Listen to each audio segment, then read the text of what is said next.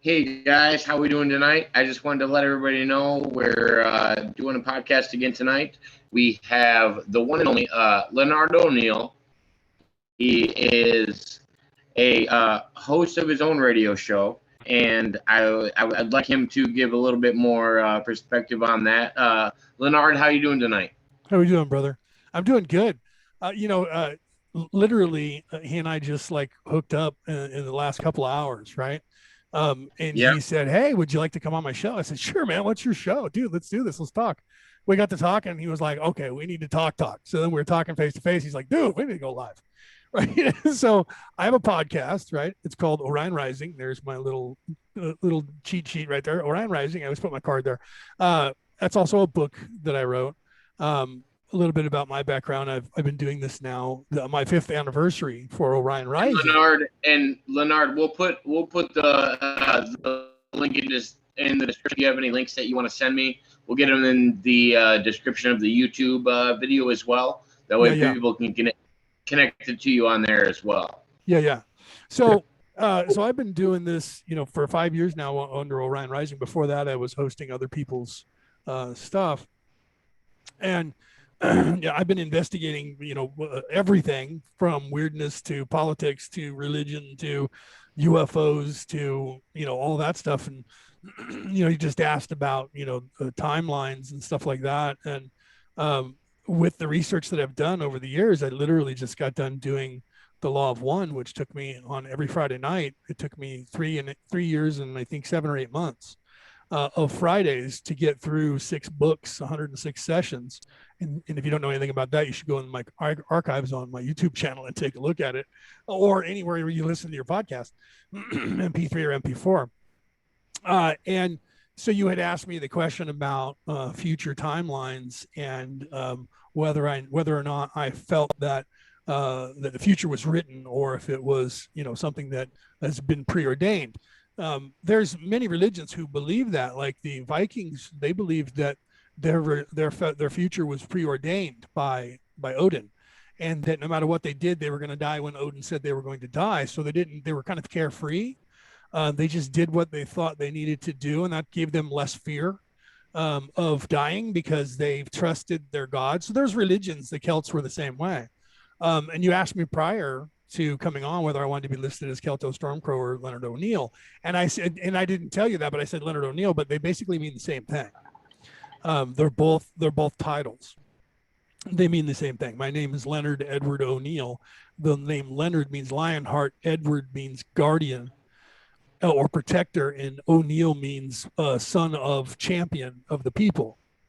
And Kelto Stormcrow is the same, means the same thing.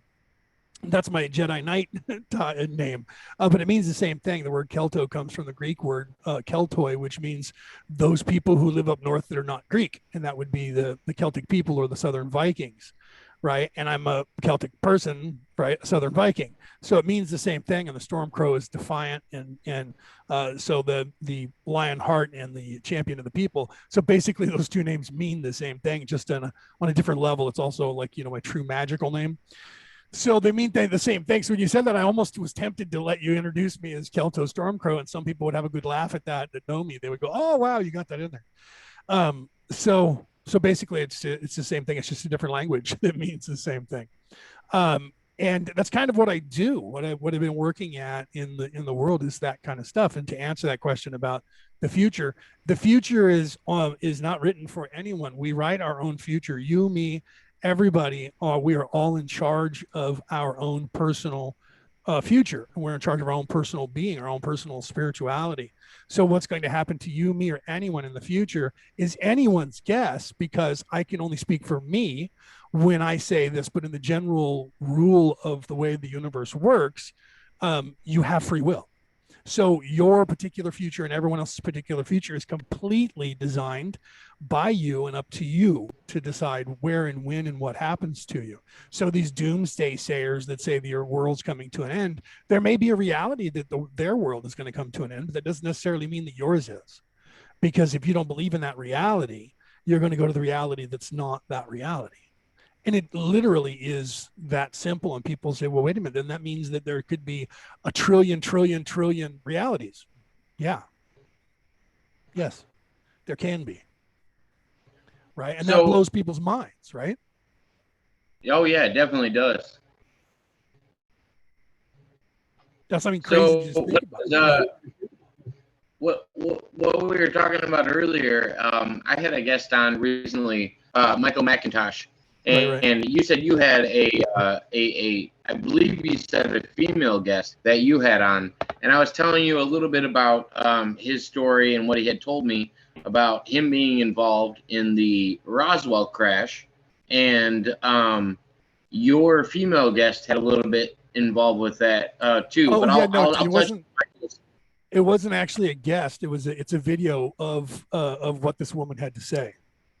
It's Okay. not. I'm not actually speaking to that woman. I'm actually playing an audio book of what she had written down of what had transpired.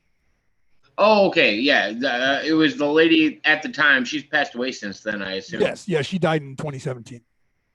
Okay.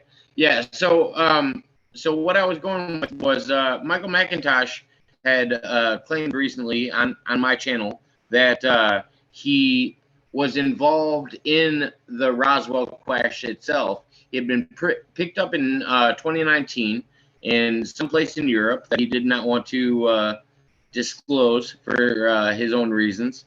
And he said he was taken back to by some small grays to be involved with the Roswell crash. And he actually drove the craft, crashed, and then was later talking to the president. And you had told me that with what you were reading about in the what you're reading about in the book and then hearing about as well in the audio book is that it somewhat confirmed it.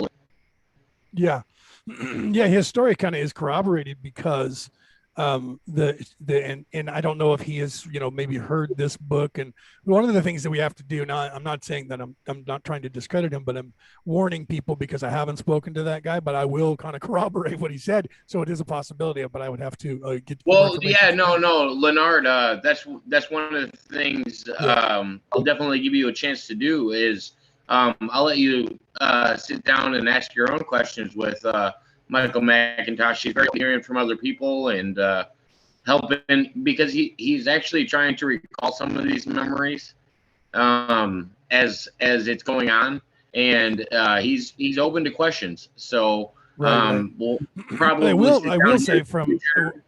say from what you said about what his claims are is very possible because of what I have heard, and to speak to what you were alluding to from this book that I'm actually doing on my show on Friday nights now called Alien Interview. And so what was this lady's name?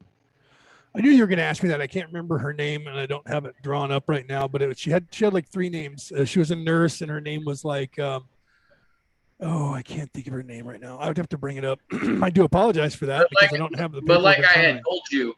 But like I had told you, I've heard of the nurse involved in this case in several different. Where it was the Taken timeline, where that was written by Steven Spielberg, right? Or there was other different timelines. I've heard this nurse being brought up in several different cases, and it seems to always draw back to this case. And that's why I thought it was interesting that you had came across this book as well. Well, and see, I had also heard of this nurse from the reporter who had saw her at the hospital, and she had said they have an alien in there. And then later, then when she tried to out that, they said no, and they discredited her. But he remembered talking to her and seeing her there, so he knew she was real. Because at some point, no one believed that she was even real because the government ghosted her like they did with Bob Lazar. They said he wasn't even real and he never existed and he didn't work for us. And it comes to find out now that what he claimed is true fact because they had to admit that, right?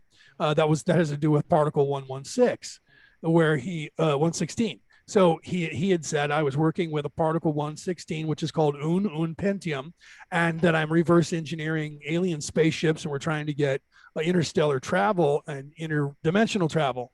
And they said he's a lunatic. We don't know how this guy is, and that was in like 94 or 97.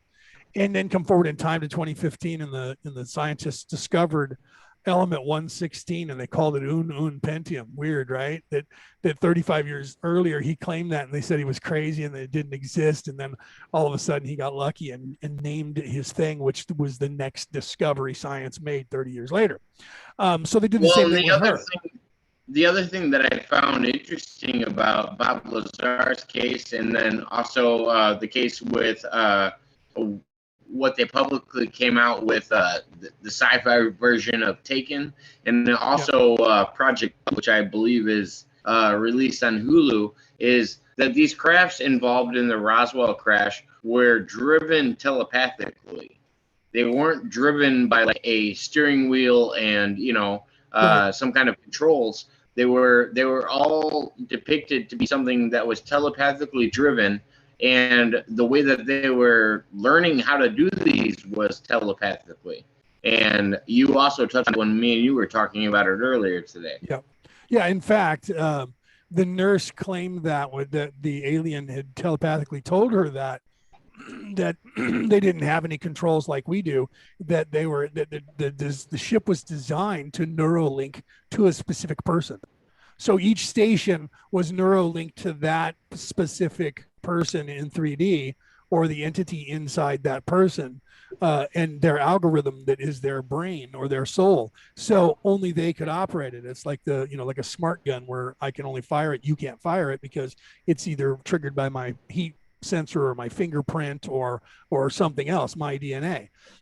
So yeah, that's what was told in there. So if that's what McIntosh is claiming, that's also in this book. Now he maybe he got a hold of the book because the book came out in like 2017 or 2007, 2008, between 2007 and 2015, I believe the book came out. So I mean, it's possible that we have to vet people, and we have to get information from somebody that they give us something that we know, we hold it back, that we know that they don't know, and it's not in a book or on a documentary, so they can't copycat, right? But I usually don't try to go after people. I kind of, like you, I'll play the devil's advocate a bit just to kind of feel them out, but I'll let people claim whatever they want. I let the viewers and the listeners decide whether they want to believe or not, right? If somebody, that guy's a crackpot, I don't go after them and say, you're crazy, because that just makes you, people don't want to come on your show because they're afraid that you might do that to them, Exactly. I don't think it's our job as people that are just hearing their stories to diminish their stories. I feel like when we're talking about whether it's time travel, whether it's alien crafts, we have to believe people wholeheartedly because we don't have enough information about it. Right. I mean, honestly, if the government doesn't want to release that information to us, so this was another thing I wanted to bring up with you. What do you think about the current release of information that Donald Trump set up when he was in his presidency for the disclosure for UFO involvement in the government and other government entities? Well, I think most of the stuff, they're just getting onto this. I said this prior to, and everybody's been saying this prior to, they used to whack people, used to kill people that tried to whistleblow, or they would discredit them utterly, like they did Bob Lazar and like they did this nurse, or they would arrest you and call you crazy and stuff. Then all of a sudden that all stopped, right? With Dr. Stephen Greer, who went to work for the government, was the liaison. Because I feel like Max Spears was the last one to really have any kind of public. I mean, who's the other guy that was involved with the underground bases? Phil Schneider. Yeah, and you also had Emery Smith. Emery Smith, he was involved in underground military bases and whistleblowing them. You also but had, I feel like after a certain point, Max Spears was the farthest point where everybody was like, okay, we're going to talk about black goo, and we're not going to bring the government into this anymore. We're not going to research the actual death. And all of a sudden, whistleblowers were not actually being threatened. And I didn't know if it had to do with how much we were releasing on the sci-fi aspect, where they could just, say so-and-so took this from, this sci-fi show or this whatever that we have released, prior to that. I didn't know if there was, an intention directed towards that movement when it comes to disclosure, or if it was like let go. There's a couple of theories behind that. One is that the people that are inside got tired of being threatened to keep things quiet, so they started coming out and talking about it. And two, the government has always said and suggested that if we just tell people openly that there's aliens, that half the planet's going to freak out because, and they go back to Grover's Mill in 1938 when Orson Welles did his War of the Worlds and pretended it was real, and half the planet freaked out and started going out and getting ready to shoot aliens, and everybody freaked out. Well, that was in 1938 America, when the educational system was, the persons that were alive then were nowhere near as educated or sophisticated as people are now. Right. So they harken back to that and say, we can't tell everything that's going on because everybody would freak out. The truth is now, whenever they leak something out, people go, I knew it. So the truth is, I feel like that as well. I feel like the public has been introduced to shows like Ancient Aliens or stuff like that for the last 10 plus years. Right. And I don't feel like the public in general, like, they can keep making that claim that the public isn't ready for it and it won't be ready for disclosure. But I don't feel like that's necessarily the case. Yeah, no. Now, I don't know what their agenda is, because there's always an agenda. I was just actually going over like all the agendas in my head in the last 24 hours. So I don't want to get into that. We'll do that in another show. But truthfully, because that's just the complication of me explaining all of that would go on for half an hour, 45 minutes probably, or more. So we'll do that another time. I'll have you on my show, or I'll come back on yours, and we'll hammer that out and sit here and trip one night on it. So there's agendas within agendas, right? I know what's going on, and I know that there's atrocities that they've committed that they're afraid of saying. That's why they put a moratorium on JFK's murder for 100 years. They didn't want anybody to look into it, okay? Because then they would have to actually come clean. They wanted to wait till everybody who was involved is dead, so they can't be prosecuted for committing a crime of assassination of the president of the United States. Right. So, and everybody who's investigated JFK's murder, they've come to the same conclusion, right? The same thing I just watched today. They were talking about when Bobby Kennedy got killed. The guy he was interviewed in 2017 and still doesn't remember killing Bobby Kennedy. He believes that he was hypnotized into doing it, and then he went into a trance and was blank, and he shot Bobby Kennedy, and then he came to after that when they were arresting him and had no idea why he was being arrested. He still claims that to today. At some point you might think that if you're using that as a story to get out of jail and you haven't gotten out of jail in 50 years, you're not going anywhere. You might as well fess up and go, nah, I shot that guy. But he's still claiming that he doesn't know whether or not he did it. But of course they saw him. He's on film. So there's things that are going on that it's agendas behind agendas. I believe they're trying to leak this stuff, and they're allowing it to happen. They're allowing it to come out slowly. What I've heard from the coalitions is that the government wants to take a 50-year time plan to roll everything out, whereas we want disclosure now. So we're trying to get all the information out. But what they're afraid of is that there's still atrocities that are being done that they would be persecuted for, or prosecuted for, because of their persecution.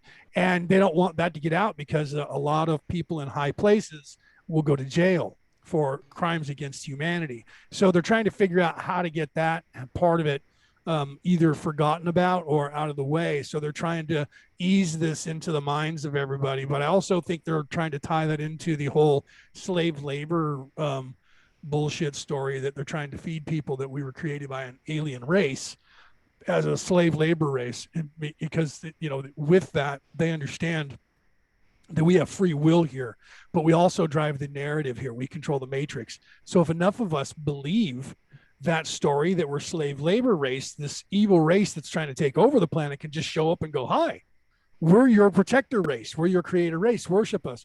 And that's like inviting a vampire in your house.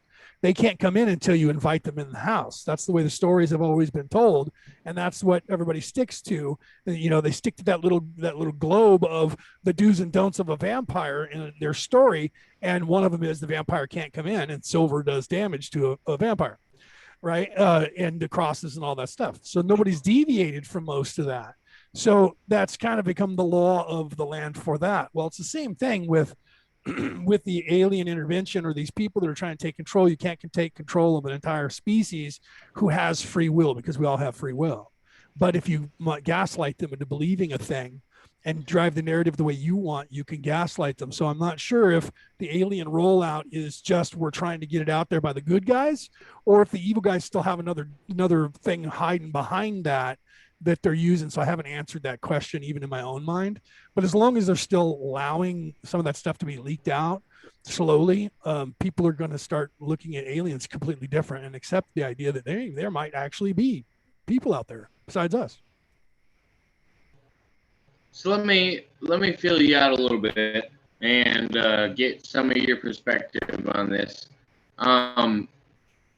Do you think we've been to the moon, or do you think it was staged and all a Kubrick film? Personally, no, I believe that we went to the moon. I believe we have bases on the moon currently. Okay. So yeah, so I believe that I think part of that in the beginning, I'll be honest with you, I think the part of that in the beginning was faked before we got space travel here. And so right? let me tell you how I feel about it, and that'll just give you an idea of, because I mean we are kind of first meeting and we are kind of feeling each other out. So how I feel about it is I feel like there's moon footage that was recorded by NASA, and there was also footage that was recorded by Kubrick that was shot in the idea that we either weren't able to record things on the moon or weren't happy with the footage that we got. Right. And I feel like we haven't seen a lot of the footage recorded by NASA from the moon. That's my personal opinion. I agree with that because 100%. I think because you have to remember we were in a space race, man. We were behind. The Russians were ahead of us. And so America was in a race to the moon. So yeah, I think they were filming stuff in case they didn't get there first or it didn't work and they couldn't record or whatever. I agree with you. And they had that backup. But I also agree with you that most of the stuff they did record, there's that part where they switched channels or they forgot to switch channels and they were talking before they did switch channels, and some of the people who were listening live to the communication from the moon to NASA had recorded it, and I haven't actually heard it, but I've been told that there's missing time that they didn't play, and that's when they were like, there's alien spaceships up here all along the ridge and they're watching us, right? And the ritual that they did inside the ship, they did a Masonic ritual before they did anything. That wasn't a broadcast. So there's a lot of stuff that we didn't see from up there that we still haven't. And I know people who have worked there and that have come out and said that they actively change every photo. Before you see the photo, they have already looked at it and approved it. And if there's anything in the photo that's not supposed to be there, they erase whatever's not supposed to be there, cover it up, and then show it to the people. So yeah, I believe that there's a lot more going on than they're going to ever tell us. And I think that we're not going to get disclosure from the government fully ever. They've dragged their feet. I mean, look, Roswell. I mean, we're still looking at Roswell, and here we are almost 100 years later, 80 years later, close to that. And they still haven't given us all that information. So I don't believe they're going to give us. I think the disclosure is going to happen by each one of us. We're going to create disclosure. And if you listen to Dr. Stephen Greer, it's possible.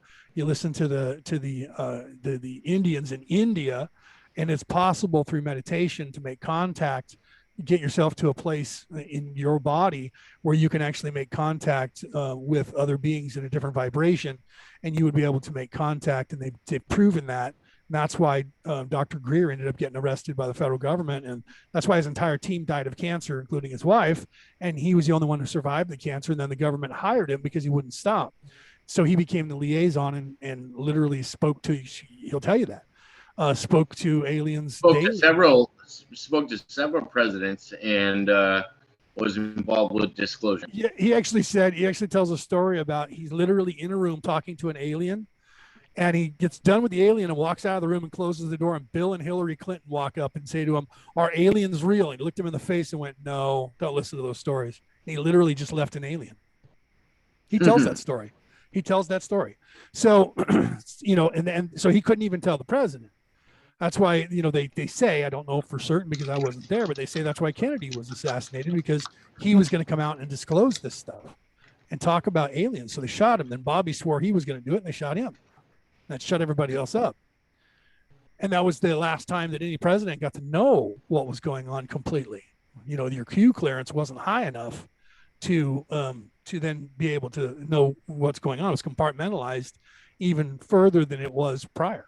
That's what I've been told. I don't know. I can't corroborate any of this because I wasn't there to witness any of these conversations, but that's what most people in the industry believe.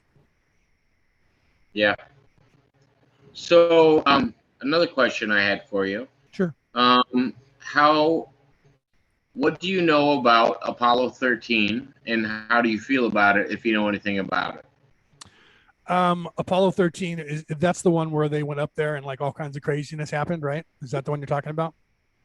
That was like the last mission. Craziness. How so? And that's like the last mission, right? Because if you listen to the stories, they made contact. There was, you know what I mean? There was craziness that went on.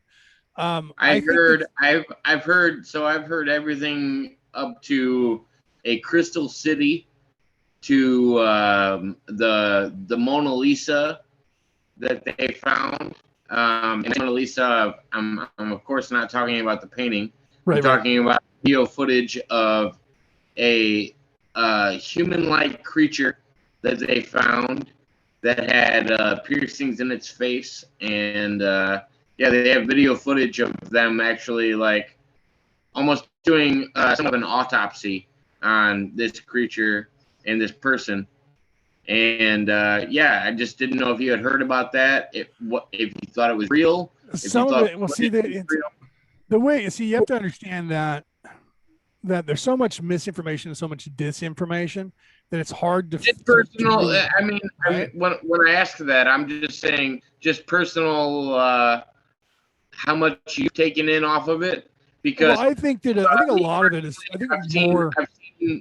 I've seen different footage. I've seen footage released several years later that doesn't resemble the original footage that I saw, and I've seen a lot of stuff taken off Facebook. So I'm not saying anything's correct or incorrect. Well, all I'm saying is this is what I agree with you on. This is what I believe.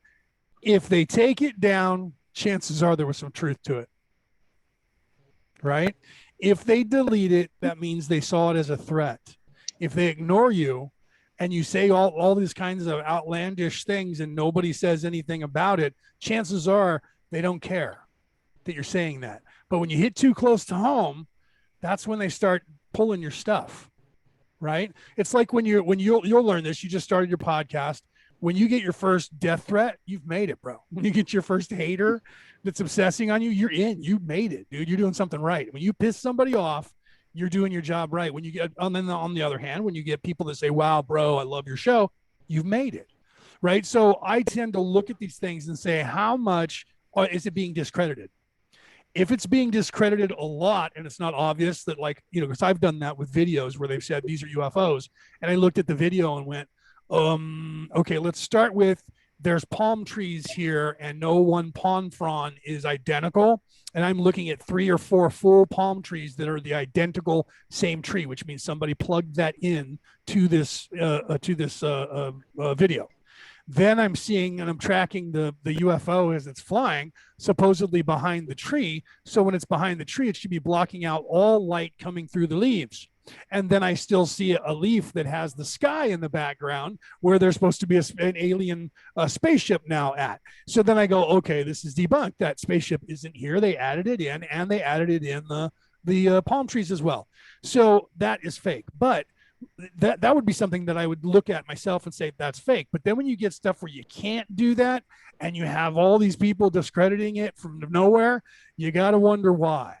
So when somebody makes a claim, that's why I looked at people and they go, oh, that guy, Corey Gooden and Emery Smith, they don't know what they're talking about. They're idiots. Really? So you guys are really trying to discredit them. Why? Because you're just the Batman of discrediting people who are putting fake knowledge out there to the world? I don't see you trying to discredit anybody else, but you're yelling about that guy, right? So I look at that and I think, if you don't do this as a profession, then why are you so hell-bent on telling people that that's wrong and that it's not true? So when it comes to that stuff, I look at, if it's only been out there for a few seconds and it gets deleted, I go, there must have been truth to that.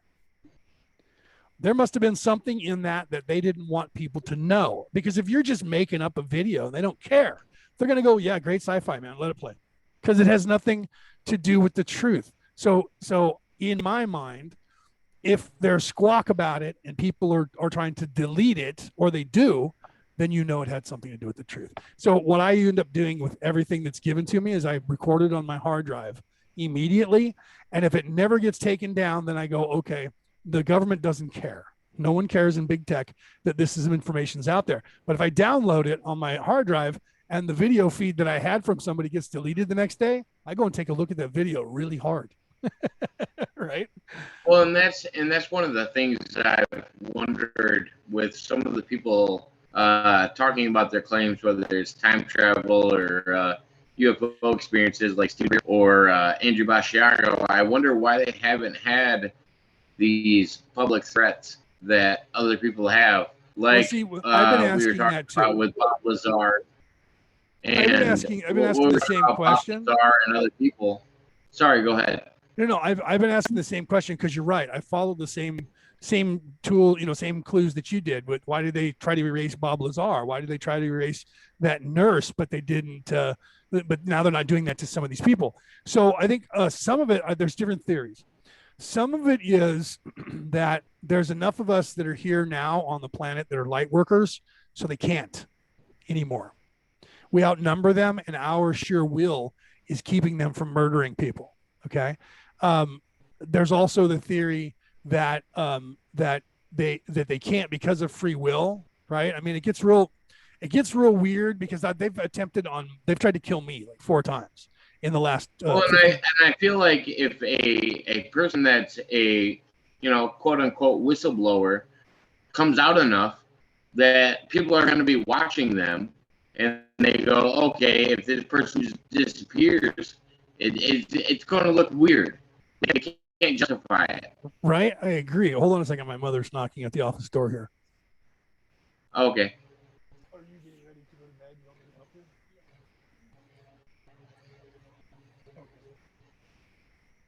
All right. I'll come out in a little bit and I'll help you then, okay?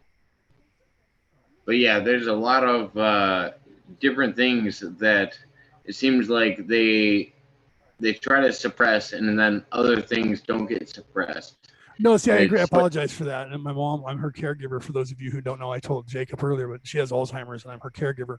And right about now, it's about time for her to go to bed. So I was checking to see if she wanted to go to bed. She said, no, I'm fine. I said, then go ahead and watch TV for a bit and I'll be out there. So yeah, I agree with what you're saying. Literally right then. Some people they were discrediting and other people they just kind of stopped. I think it has, I think that part is they're allowing it. Like we talked about earlier. I think they're now starting to realize, see, that they change their minds. Let me show you an example. Okay. Here's an example. It's political. So I'm going to trigger some of you out there. Know that I'm not a Republican, nor am I a Democrat. I am actually listed as no party affiliation. I do not work for, nor do I back any one of those 2 parties that are in there, and or Republican or Democrat. I'm an equal opportunity basher. I'm going to kick all their asses because they're all stupid. Okay, so let me show you something here. This is how things work in the geopolitical sense of things. And because of our free will, this drives the narrative more than people realize. And I try to teach people this. Let's look at this whole Black Lives Matter thing. So Black Lives Matter is being paid off. Their money's being donated. So wait. So since I'm posting this to YouTube, right? Are you talking about Matter as a political group, or are you talking about them as a group, as in Black lives, as in African American lives? Oh, okay, that's good. Let's get to that, right? So no, I was talking about them in their political sense, however, because I do agree with Black Lives Matter. Okay, and I think that it's very important that we talk about that narrative. So let's get that out of the way. I'm not somebody who's anti that. I'm not a racist in any way. In fact, I'm pro Black Lives Matter. And I think that whole movement is a great movement. However, the leaders on the top are just like our leaders on the top. They're corrupt. Okay. So the agenda of Black Lives Matter is a great one. And people, I was going to get to that, people tend to not see, you had the Antifa mixing with Black Lives Matter, making it look like Black Lives and Black Lives Matter was doing everything when they weren't. Okay. It was this Antifa group who Well, is and this supposed to be is so. anti-fascism, and they're not anti-fascist. They're actually fascist. Everything they do is fascist, right? So So they're Leonard, burning and let me jump pillaging. in. Uh-huh. Leonard, let me jump in for a second. So Sure. I'm from the Chicagoland area, and that was the main problem that I had with Antifa members or people that consider themselves Antifa is basically these white people Right. were putting down Black Lives Matter because Right. Black Lives Matter was actually pushing a positive message. Yes. And Agreed. I was thinking these white people that were trying to act like they were Black Lives Matter or act like Right. they were part of that, and they And were actually they were all wearing down. masks. They didn't want anybody to know them. But when they got arrested, they were all young white men and women in their teens and 20s. Exactly. Yeah. Right. And they're trying to perpetrate like black people were doing this damage. I was going to get to that because I agree with you. Black Lives Matter. That was part of my where we were going. So you have Black Lives Matter who's actually got something good to talk about and should. And then you have these Antifa, and then you have the people that are the white people pretending to be Antifa, right? Hold on a second. I got my mother in here again. What can I do for you? Well, and I think there's a little bit of both. I think there's your Antifa members that are acting like they're Black Lives Matter, and then there's the higher forms of Black Lives Matter that are seeing the movement move with as far as it has, and they're Right. also being like, hey, I see that Black Lives Matter is moving well, and we want to diminish the nuclear family. I don't necessarily think that's the best idea, and I don't necessarily think it's moved by Antifa. There's also members higher in the Black Lives Matter movement that's Well, and then higher than that. This is my point. You have an agenda by the people who are backing the Republican or the Democratic National Committee. Their agenda is to create all that, to create strife. They're trying to create problems and a race problem between black people and white people. And they're paying off this group of young white people to perpetrate like black people are burning and pillaging. And what's happening is mob rule happens. And then people are just out there running and taking advantage of it, but they're not the ones causing it. But it has the appearance of them causing it. And then you have politicians ignoring all of that violence and saying that it was not in any way violent and that it was peaceful protest. And then on the other hand, then you have a bunch of white people that go and go to the Capitol building and decide to run in and take selfies, and they didn't do any damage and they didn't burn anything down. They didn't steal. Well, they stole some stuff. And then you turn that into this huge insurrection, and everyone has to go to jail forever. I mean, me and you were talking about that a little bit earlier. Yeah. In my opinion, the most damage done was somebody threw a fire extinguisher and possibly stole a laptop. Right. When we talk about the rest of the damage that was done across the U.S. over the summer that same year, can we even equate them? Right. Exactly. And that's my point. So you have all this crazy violence, burning down government buildings, police departments, shopping malls, whatever. And all of that is, no, it's okay. Then you got like 150 people storming in and taking selfies in people's offices. And that's the most hideous, craziest insurrection, invasion, and trying to hostilely take down the government of the United States. Right? What? And that's the craziest thing about it, Leonard, is there's hundreds of thousands of dollars worth of artwork in that building. Right. No one did any damage. A larger amount of damage. If they wanted to do a large amount of damage, they could have done it. Yep. It's a matter of they weren't able to do it. It was there. It was possible. Yeah. And that's not what they were after. It's not what they were after at all. It was fun to them. They were taking selfies.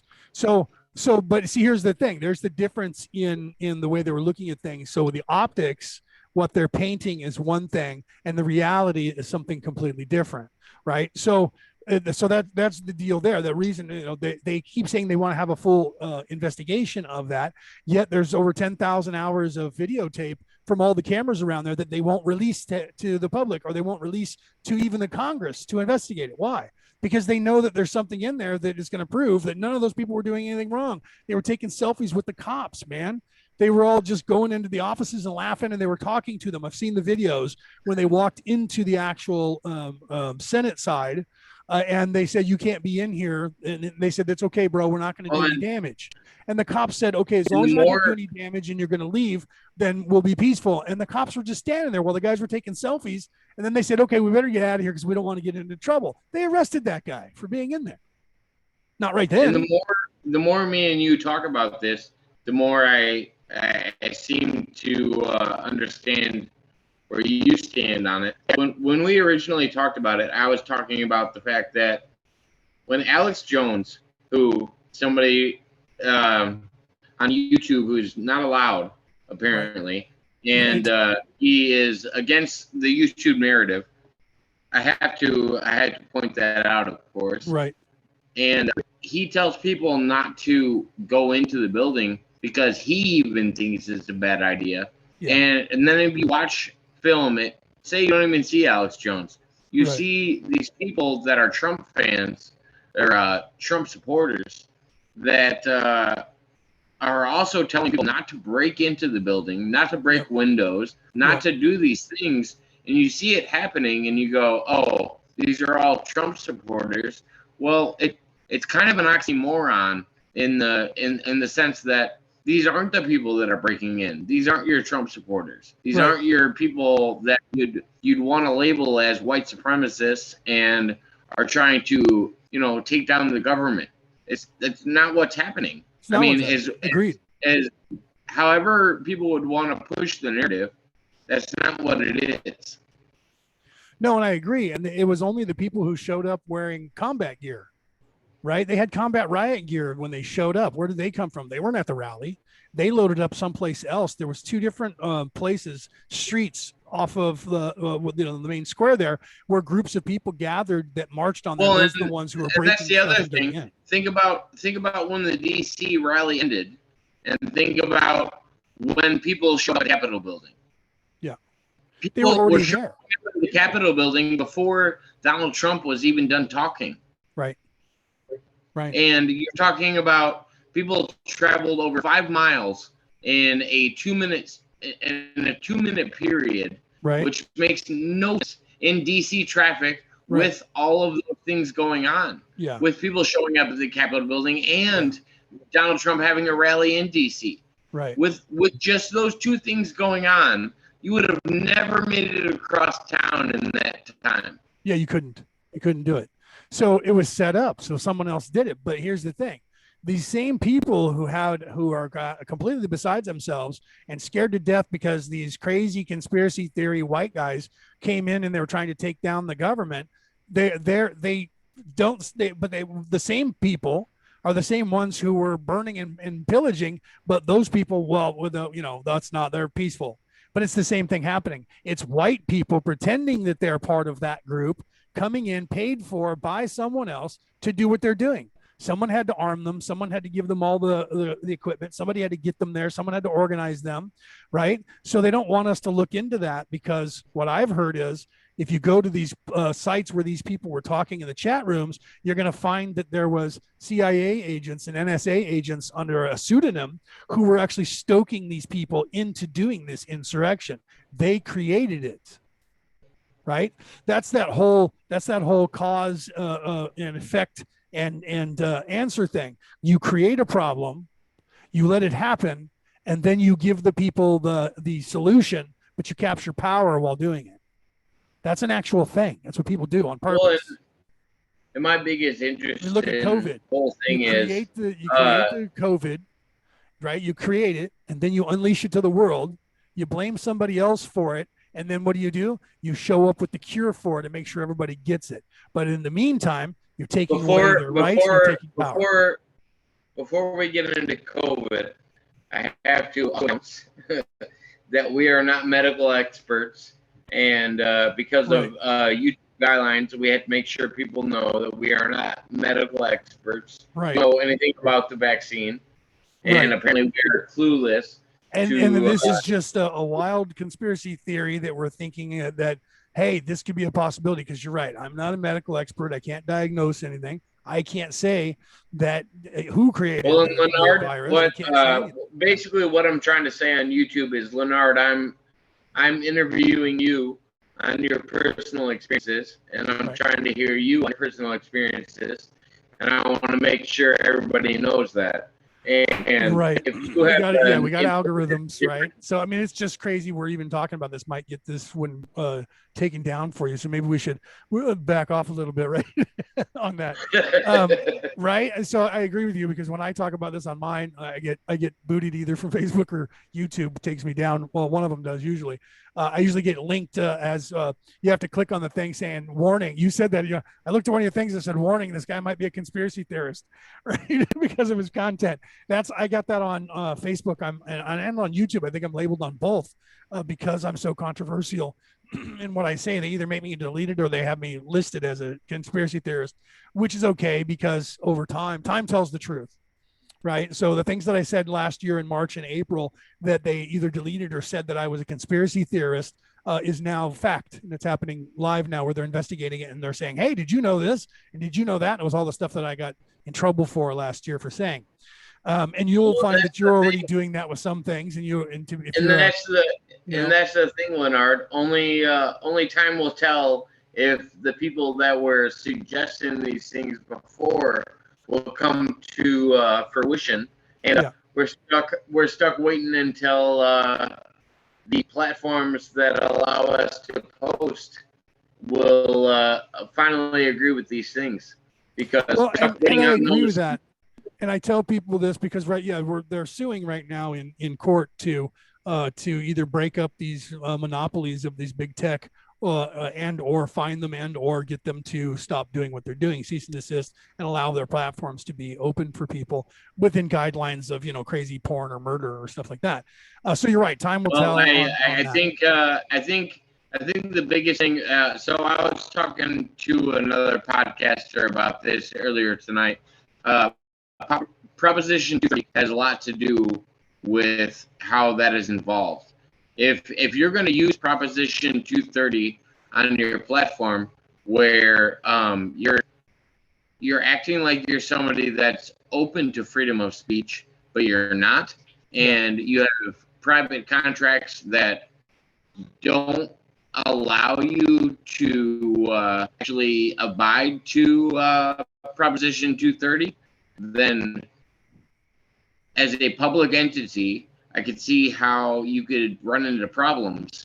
But that's basically what the lawsuit that Donald Trump has recently presented has and it's actually drawn him in 16 states in the United States. It's a class action lawsuit, and the courts will decide that, because under that 230, then if you're, or whatever that is, I understand that if you're, like you're just saying, if you're acting as if you're allowing open platform, but you're not, you're censoring, then that means you're being you're not acting as if you're an open platform, and that doesn't give you the protection under the 230 that you claim. So you can't have that. So we'll see. The courts will decide that. But see, now what I always tell everybody about all of this is that all of you guys out there should do your due diligence and look things up for yourself. Right? Because if you go down that rabbit hole, you have to make up your mind what you guys believe to be true. So if I make a claim, you don't have to believe it. And I tell people usually on my show, prove me wrong. If I say something you think that I'm lying about, and you can prove it, call me and I'll put you on my show and I'll let you tell the world, because I claim different things and I don't lie. If I lied, I would look stupid because people could find that out. So why would I do that? Right? I'm an ordained minister. You can look that up. I was knighted by the Holy Roman Catholic Church. You can look that up. I don't make those claims and say those things and think I'm, like politicians do. People are so used to politicians lying and saying things that they trust what they're saying is true or believe it without even double checking their facts. Yet when people come at me or you or anyone else, the first thing they want to do is double check your facts. Well, why don't you do that to the every single politician that speaks? Every time a politician opens their mouth, they're not telling you the truth. There is mostly lies in what they're saying. So Leonard, I've had this theory that I've wanted applied to politics for a period of time. I wanted to know how you feel about it. Mm-hmm. Basically, how they have any person that gets into a factory position or anything like that, they have a 90-day trial period. Right. And what we have with our current political system is we have a 100-day where we're watching our politicians fill their position for 100 days, and Right. we record the outcome of that. Right. I think we should also have a trial period for any politician that claims they're going to try to do things that they might not be able to succeed to. And if they're not able to succeed to them because they didn't know that they were able to or not, I think they should have the same 100 or 90-day trial period that everybody else has. And if they don't fulfill that need, I feel like the next candidate should be placed in that position. You know, it's not a bad idea. I mean, over in England in their parliament, they have a clause where at any time they can get a vote of no confidence together if there's enough people in their House and Senate, their version of that don't like the president. They can say we want to vote him out, and then they vote him out. And if the people don't like it, the people vote out the person who voted him out. And I agree with that because you have no choice. Once they're in, and you're stuck with them.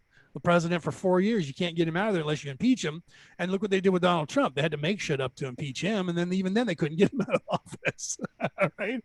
So that's just crazy. I agree with you. The system needs to be revamped to where we have better term limits. They're trying to do away with those. We need to have shorter term limits. The presidency at 4 years is good, but we need to have a way of possibly recalling that person without having to go through this crazy impeachment kind of trial that turns into a crazy 5-year fiasco. You know what I mean?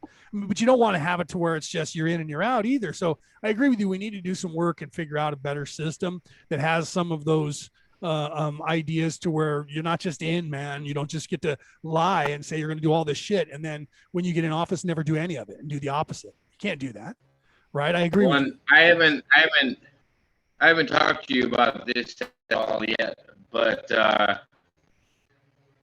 when it comes to politics, I don't consider myself a normal. I consider myself a Republican or a Democrat.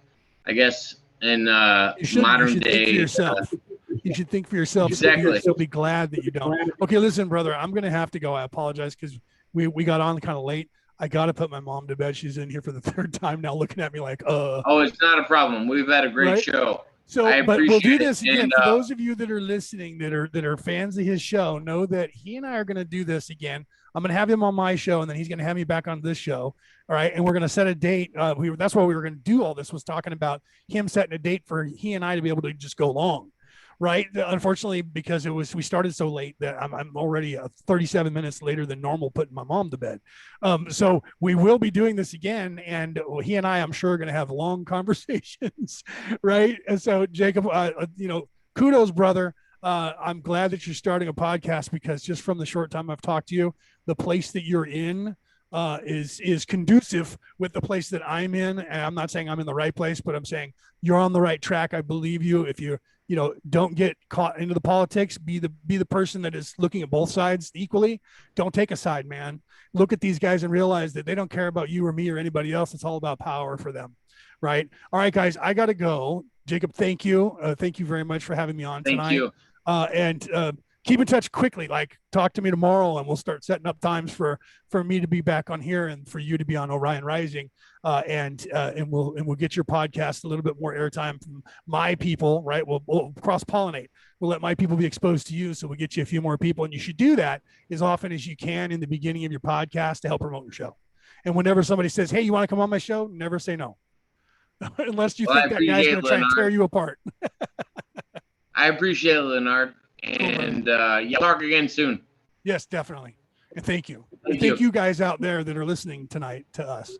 Hit his thing, like him, subscribe to him, hit the bell so you know when he goes live.